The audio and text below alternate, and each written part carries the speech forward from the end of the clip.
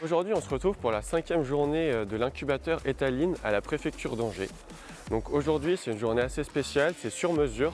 Donc c'est-à-dire que les porteurs de projets ils vont pouvoir travailler sur ce qu'ils veulent, donc selon l'avancement des projets et le type de prototype qu'ils vont réaliser. Donc l'objectif, c'est de commencer vraiment à formaliser une piste de solution pour pouvoir la tester et ensuite se projeter sur la fin de l'incubateur et la présentation des projets.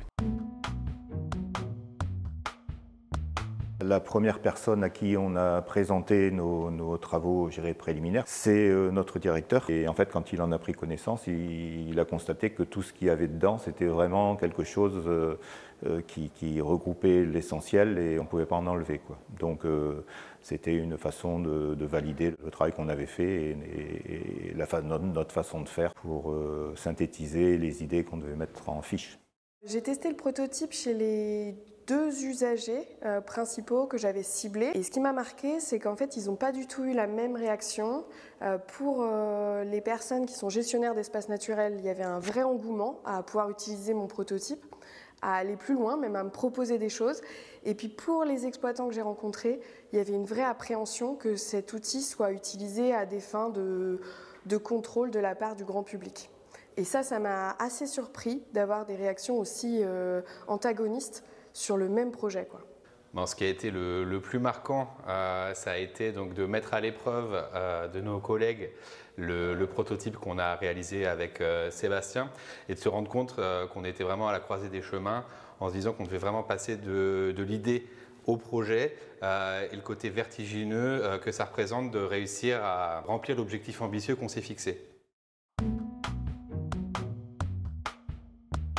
Là, je suis très confiante. J'ai vraiment envie d'avancer dans le test de mon prototype vers plus de public et d'en parler à mes collègues parce que pour l'instant, dans mon équipe, j'en ai pas beaucoup parlé. Et mon idée, elle est très visuelle en fait. C'est un vrai concept. Donc c'est difficile d'en parler sans support. J'ai Rémi, mon coach, qui est un artiste en vrai et qui peut dessiner tout ce que je lui décris. Et c'est exactement le rôle de mon outil, dessiner la loi. Et moi, la loi, je la connais, mais j'ai pas les talents artistiques. Et Rémi, il a les talents artistiques. Donc, je fais vraiment équipe avec mon coach là-dessus, quoi. On est beaucoup plus rassuré qu'au début de cette journée, parce qu'on se rend compte qu'aujourd'hui, on est vraiment dans le pratico-pratique. On est dans rendre vraiment une existence matérielle à notre projet et on voit vraiment où est-ce qu'on veut avancer. Et en cela, on est beaucoup plus confiant pour l'avenir. C'est vraiment la première journée où on a vraiment travaillé dans le concret et à l'élaboration de fiches. Et là, on commence à voir les premières fiches, à quoi elles vont ressembler. Ce que j'ai appris dans cette démarche d'entrepreneuriat, c'est vraiment d'aller à la rencontre de mes collègues, d'aller infirmer ou confirmer des hypothèses que je pouvais avoir et puis de croire que les idées que je peux avoir peuvent avoir une existence matérielle au service de tout le monde.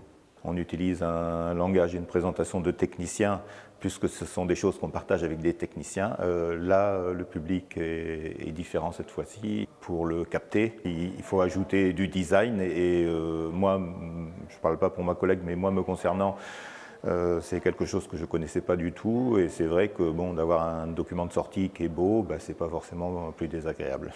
Ce qui a vraiment été passionnant pour moi, c'est d'être capable de raconter mon idée à des gens qui ne connaissaient pas le contexte et de la voir être détricotée et reformulée par cette équipe.